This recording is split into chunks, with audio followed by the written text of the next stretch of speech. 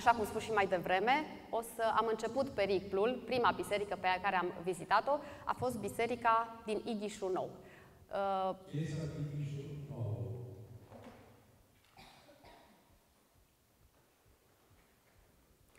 Biserica a fost construită în secolul al XIV-lea. Sculpturile care se remarcă aici sunt o reprezentare antropomorfă, atât în interiorul bisericii, considerată la limita încadrării omului verde, și 4 figuri antropomorfe existente în exteriorul clădirii.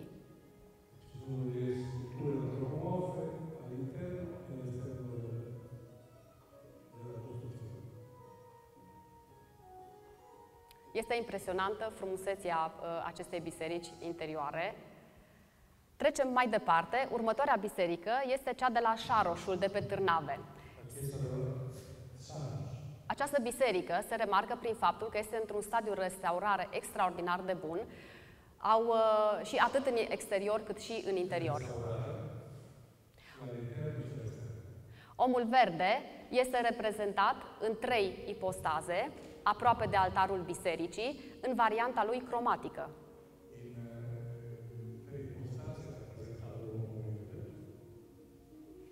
Și anume, sunt 3 reprezentări ale omului verde, încadrate în niște medalioane între petalele unei flori. Acestea sunt imaginile.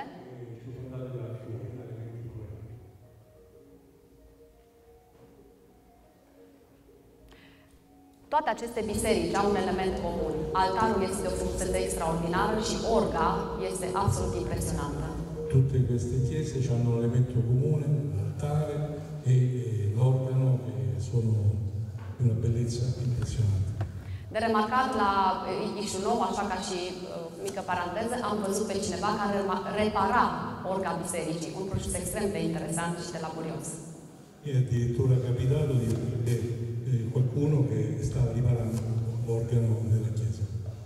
Următoarea biserică pe lista noastră este reprezentată de Biserica din Bârlos. Este o comună aflată lângă orașul Mediaș. Impresionează prin fresca pictată pe exterior, care datează din anul 1500. 1500, chiesa di Bârlos, ci sono delle pitture esterne. Stadiul de conservare este mai puțin bun, dar interiorul și generozitatea cu care ne arată reprezentările este impresionant. Sunt aceste 2 reprezentări, sunt considerate la limita reprezentării omului verde, sunt elemente din cultura creștină, se presupune că este reprezentarea Fecioarei Maria și a Sfântului Ioan. Sunt aflate de o parte și de alta a altarului. Queste, diciamo, sono considerate al limite della rappresentazione dell'uomo verde, perché in effetti rappresentano la Vergine Maria e San. Acestea sunt imagini.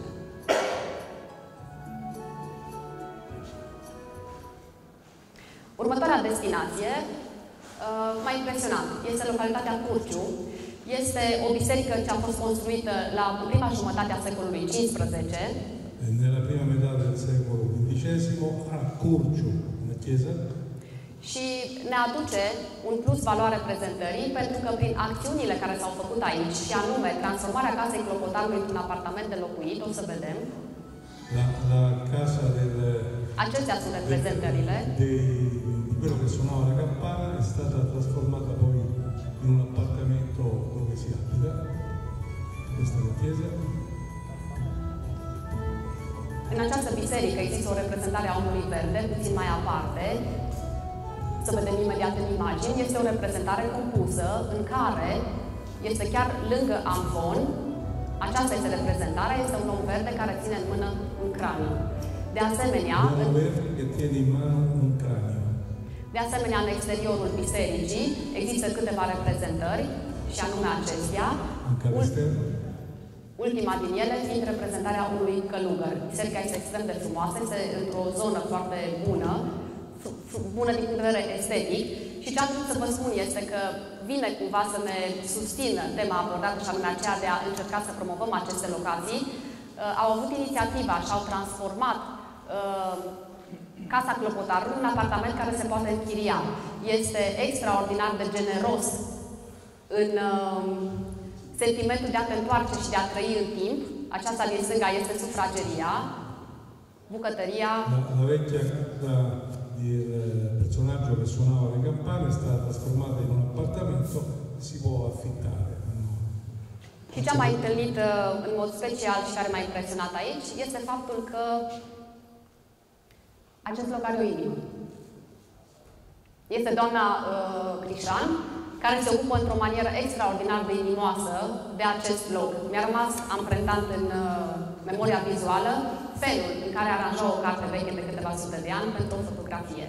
Acolo, asta înseamnă pasiune și iubire sinceră pentru ceva. Questa impressionata della signora Crișan vuole sottolineare il fatto che della passione di questa donna che ha cura della chiesa e di questo appartamento. Următoarea destinație este Biserica din Valea Lungă. Este o comună lângă Blaj, în județul Alba. Valle Lunga, in giudețul Alba, nella provincia di Alba Iulia. Qui siamo nella provincia di Sibiu. Este o biserică ce a fost construită în prima jumătate a secolului al XIV-lea. Prima metà del secolo XIII. Se remarcă printr-o cromatică deosebită a tavanului care este din lemn pictat. Iar în ceea ce privește reprezentarea omului verde, este o reprezentare mai deosebită, deoarece acesta este reprezentat în pereche, în zona altarului, sunt diametral opuse ca și poziționare. Una coppia di uomini verdi vicino all'altare. Foarte bine conservate. De asemenea, se pot vedea sau sunt descoperite frește din perioada ei catolică. Următoarea destinație este Bahnea.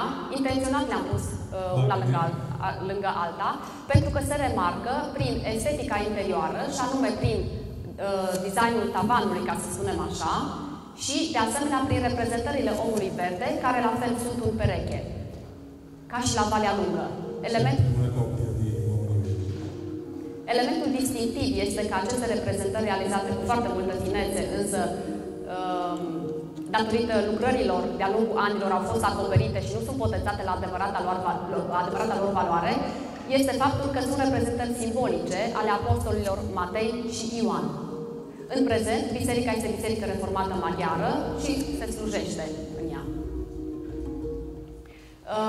Un element demn de subliniat este faptul că poate să fie dovedit faptul că a fost construită și a fost mănăstire cisterciană, datorită situării ei pe un deal construit artificial, și cunoaștem faptul că cistercienii, călugării cistercieni, erau considerați ecologiști evului mediu. De ce? Pentru că aveau cunoștințe și abilități tehnice de asanarea mlaștinilor, de a construi mănăstiri acolo și implicit ulterior de a coagula comunitatea umană în jurul lor.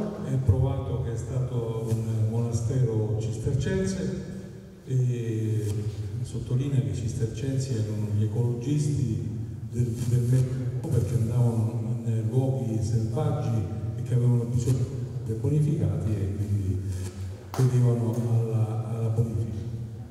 Următoarea destinație este reprezentată de un sat care se numește Băgaciu.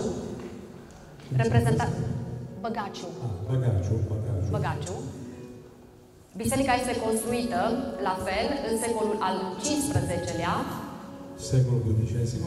Extrem de generoasă în frumusețea interioară. Omul verde este reprezentat într-o manieră a doua din ceea ce am prezentat la început, și anume cu elemente vegetale care ies din gură. Sunt două elemente ale omului verde. Cel din stânga este cumva la limita reprezentării omului vegetal, însă prima reprezentare este foarte bine conservată și foarte valoroasă pentru tema abordată.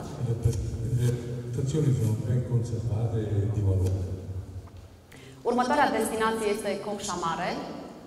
Copșa Mare, che è nello stesso comune di Biertan. Biertan ci sono tre località, Biertan, Richiș e Copșa Mare, quindi qui vicino. Este o biserică ce a fost construită în secolul al XIV-lea. Secolul XIV. Reprezentarea omului verde se distinge printr-o modestie, ca să spunem așa, a detaliilor estetice.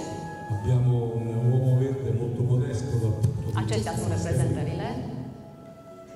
Și ele sunt situate la baza ușii care duce spre sacristie. Sacristia este încăperea din lateralul bisericii, unde preotul se pregătește pentru liturghie. Si ritrovano alla base della porta che introduce nella sacrestia. Aceste biserici, cu siguranță, datorită încărcăturilor spirituale, au și pasnici nevăzuți, dar și pasnici